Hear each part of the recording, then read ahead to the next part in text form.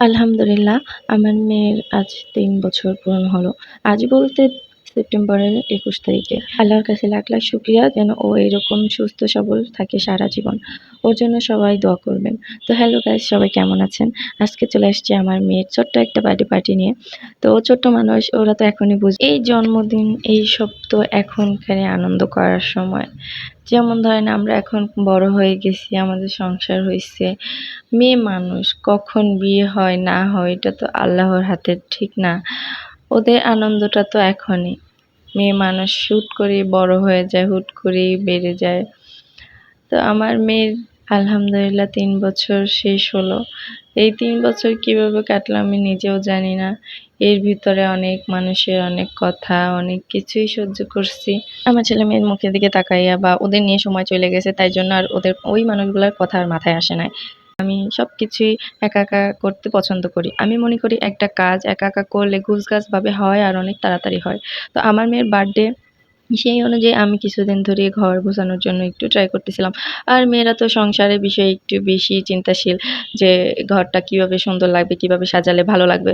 তো আমি ভাবতেছিলাম যেহেতু মেয়ের বার্থডে করি আর না করি, ঘরটা একটু সুন্দর করে সাজাই। তো আমার ফার্নিচারগুলা একটু পুরনো পুরনো দেখা যাচ্ছিল, তাই জন্য আমি ভাবলাম যে এগুলো একটু গোল্ডেন রং করি আর হচ্ছে একটু বার্নিশ করি, অনেক নতুন লাগবে। আর এখানে তারা দুই ভাই বোন অনেক মজা করতেছিল, দুষ্টামি করতেছিল।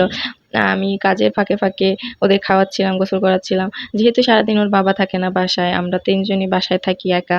তো সকালবেলা আমার সব কাজ শেষ হয়ে যায়, রান্নাবান্নার কোনো কাজ থাকে না। তাই আমি ঘরের এই টুকিটাকি কাজ করার জন্য সময় পাই। তো আমি সব কাজ শেষ করে ভাবলাম যে ২ টা ওয়ালমেট বানাবো। তো বার্থডে পার্টি এত তাড়াতাড়ি চলে আসছে, সেটা আর বানানো হয় নাই। কিন্তু টুকিটাকি জিনিস করতে পারছি। মাঝখানে আমি পুরো ঘরটা সাজানো হলে ভিডিও দিয়ে দিবনে।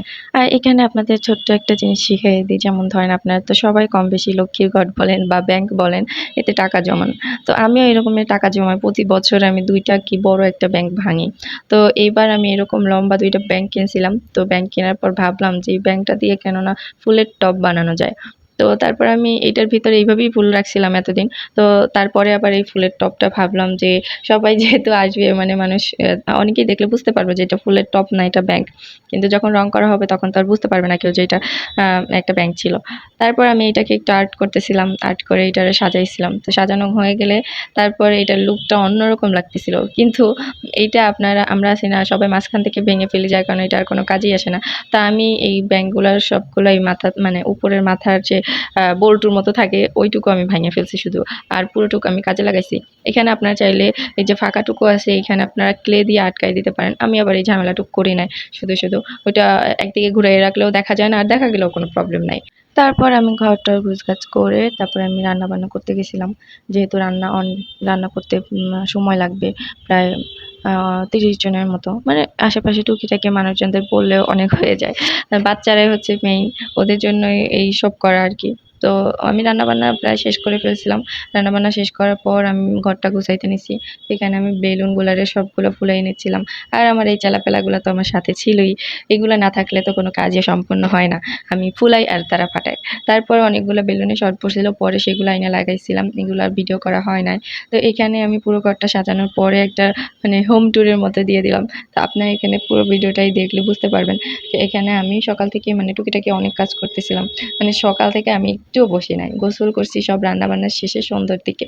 তো সন্ধ্যার দিকে গোসল করার পরে সব কাজ শেষ করার পর তারপর আমি একটু বসেছিলাম যে মানে সবাই আসলে তারপরে আমি শাড়ি পরবো। তো যেহেতু মেয়ের বার্থডে, শাড়ি তো পরতেই হবে। একটু ফটোশুট যেহেতু করবো, শাড়ি পরবো না। এমনিতেই তো আমরা কোথাও যাই না। আমরা যারা গৃহিণী আছি ঘরের মধ্যেই থাকি। এইজন্য আরকি শাড়ি পরা। তো ফটোশুট করার জন্য। আর এইখানে কিন্তু সেই ফুলের টবটা দেখিয়েই ফেলছিলেন যে এই ফুলের টবটা আমি রং করতেছিলাম। মানে দেখতে খারাপ লাগতেছিল না, মাশাআল্লাহ ভালোই লাগতেছিল।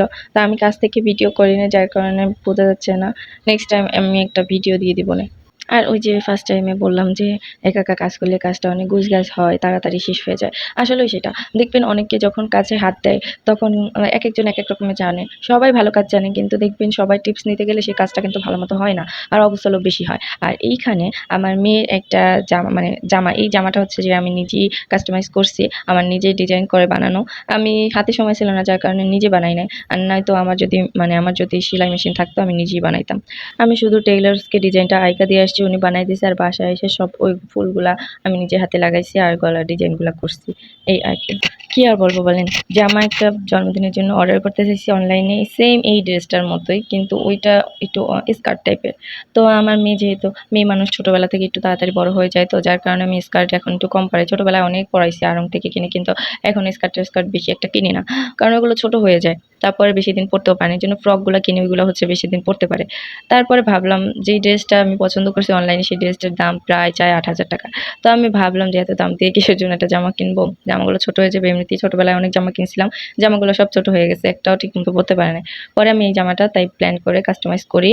আর এই জামাটা বানাতে আমার প্রায় 3,600 বা 700 টাকার মতো খরচ গেছে। তারপর এই যে আমার আমার ফুলপরিটাকে সাজালাম, মানে সাজালাম বলতে ওকে আমি সত্যি বলতে কিছুই সেরকম ফেজে কোনোদিন কিছু ইউজ করি না, কিচ্ছু দিই না। আমি অনেক বাচ্চার মায়েদের দেখি যে তাদের ফেজে ছোট বয়স থেকেই সাজগোজ করায়, লিপস্টিক দেয়। আমার মেয়েও অনেক লিপস্টিক পাগল, কিন্তু আমি দিতেই চাই না। তো তারপর আমার মেয়ে মানে জামা কাপড়, তারপর তার যে জুয়েলারিগুলা তার পরালাম। তাতেই অনেকে বলে যে মেয়েকে এত সাজাবেন না। আসলে সবসময় তো সাজাই না, দেখছেনই তো আগের মানে একটু আগের ভিডিওতে। ওরে তো আমি নর্মালি সবসময় রাখি, আর একটু জামা কাপড় পরাই, আর তখন একটু ব্যান্ড ট্যান্ড তো সব বাচ্চারাই দেয়। হচ্ছে কি ওদের মেয়ে মানুষ তো নজর লাগে, এই জন্য আর কি সবাই বলে ভালোর জন্য। তারপরে তার কাকিমণি আসলো, তাকে একটু কোলে নিল। কোলে নেওয়ার পরে সে মানে ও একটু লজ্জা লজ্জা পাচ্ছিল।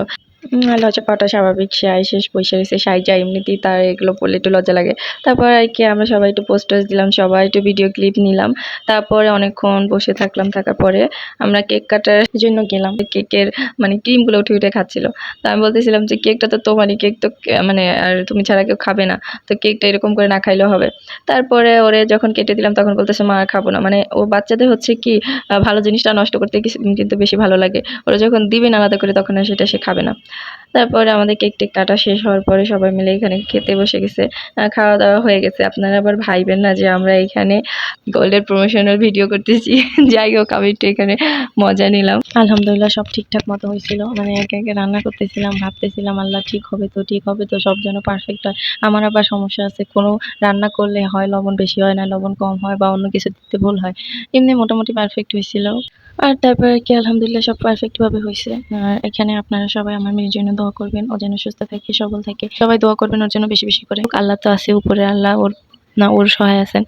আপনারা সবাই একটু বেশি বেশি দোয়া করবেন, তাতেই হবে। আর এখানে অনেকে বলতে পারে ছেলেটাকে কিছু পড়ায় নাই আর কি। না ভাই, ছেলেটাকে পড়াইছি যেহেতু গরমের সময়, ওই সময় যদিও আমরা সবাই ভাবতেছিলাম যে এত গরমের মধ্যে কিভাবে কি হবে, কিন্তু আল্লাহর অশেষ রহমত, ওই দিন সকালবেলা অনেক বৃষ্টি হয়েছিল, যার জন্য সব পরিবেশটা একটু ঠান্ডা ঠান্ডা হয়েছিল। তারপরও ছেলে মানে ছোট মানুষ, ওরা তো আর এত গরম কিছু পরে থাকতে পারবে না। এই যে তারপরে তাকে পরে একটা স্যুট পরাই দিয়েছিলাম। শেষে শেষে তাকে একটা স্যুট পরাই দেওয়ার পর সে কতক্ষণ ঘুরঘুর করলো। তারপর সব অনুষ্ঠানের পর আমরা সবাই মিলে একটু ভিডিও করলাম, ভিডিও ক্লিপ নিলাম, এই আর কি। তো সবাই আজকের মতো ভালো থাকবেন। এখানেই আমার ভিডিও শেষ। আমার সাথে এতক্ষণ থাকার জন্য আপনাদের অনেক অনেক ধন্যবাদ। আল্লাহ হাফেজ।